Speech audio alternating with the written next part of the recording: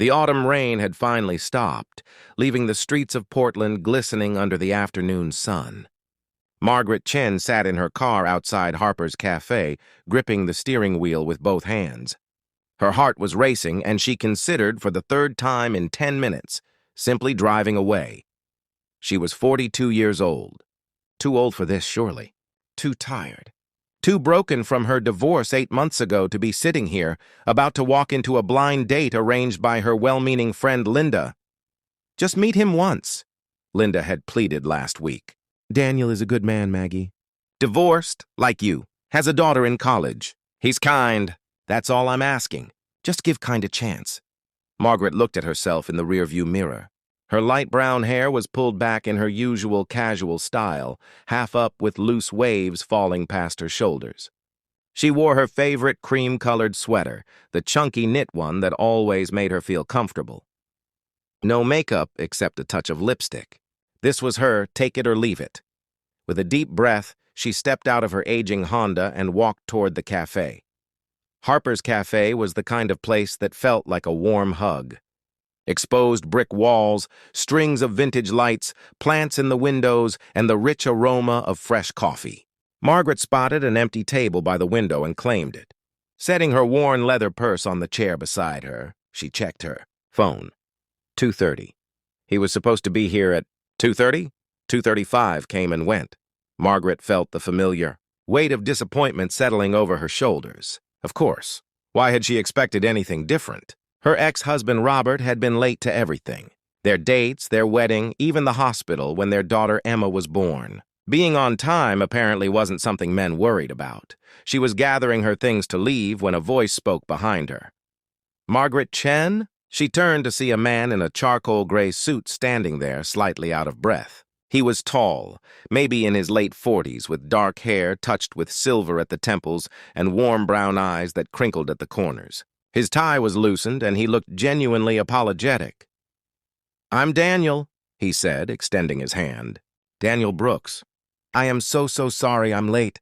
There was a terrible accident on Highway 26, and traffic was completely stopped. I tried to call, but I realized I only had Linda's number, not yours." Margaret felt her irritation dissolve. "Oh no. Was anyone hurt badly?" "I hope not," Daniel said, his face showing real concern. "The ambulances were there when I finally got past it." He gestured to the chair. "May I still sit, or have I already ruined this?" Despite herself, Margaret smiled. "Please, sit down." Daniel hung his jacket on the back of the chair and sat, running a hand through his hair. "I have to tell you, I'm incredibly nervous. My last blind date was in 1998, and it was a disaster. My friend set me up with his cousin, and she spent the entire evening talking about her ex-boyfriend. In detail."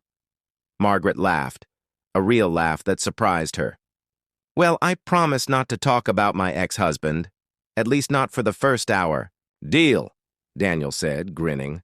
A young server with bright red hair approached their table.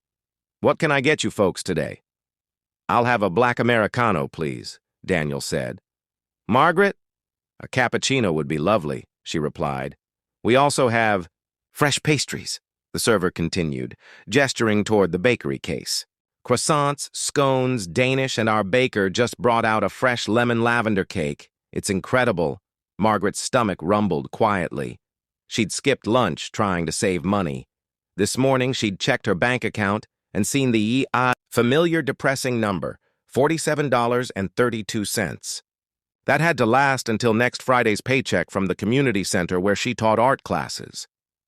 "Just the coffee for me, thank you," Margaret said, keeping her voice light.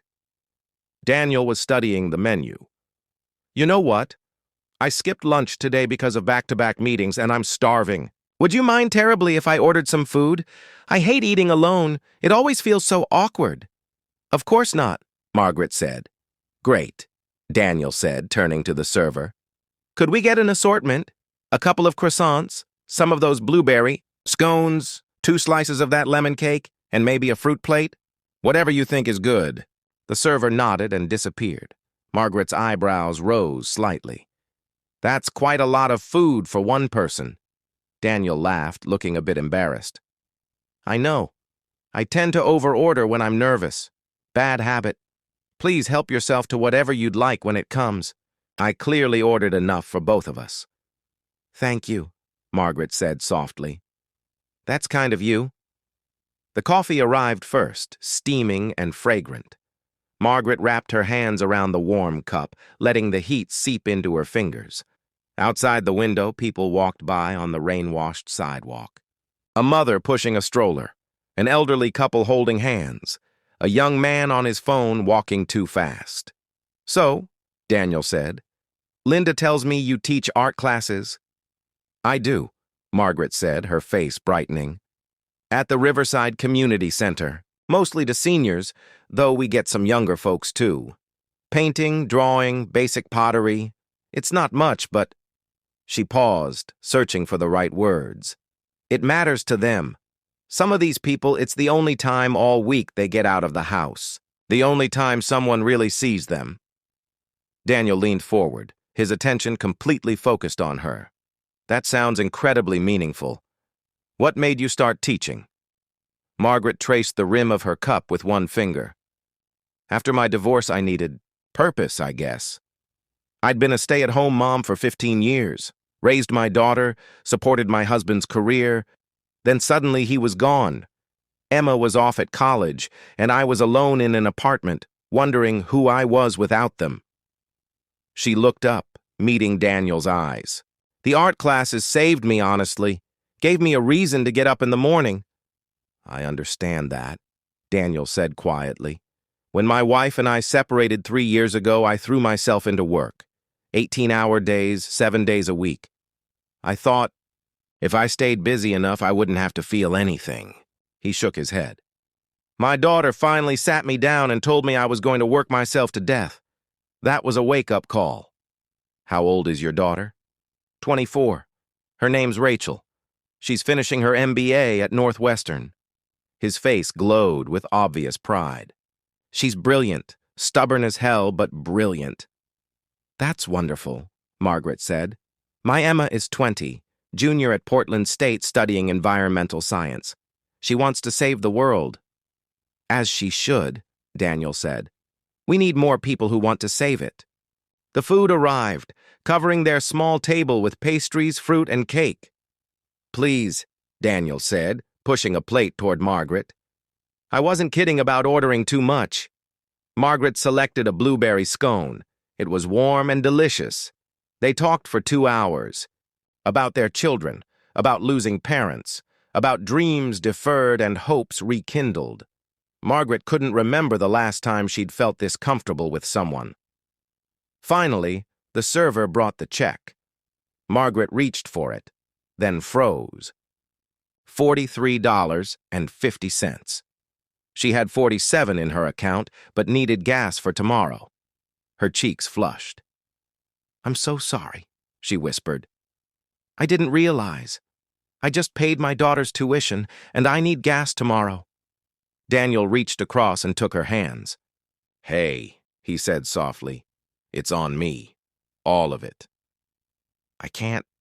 Please, he said gently. This has been one of the best afternoons I've had in years. Let me do this. Tears filled Margaret's eyes. Thank you. Outside, the evening air was cool.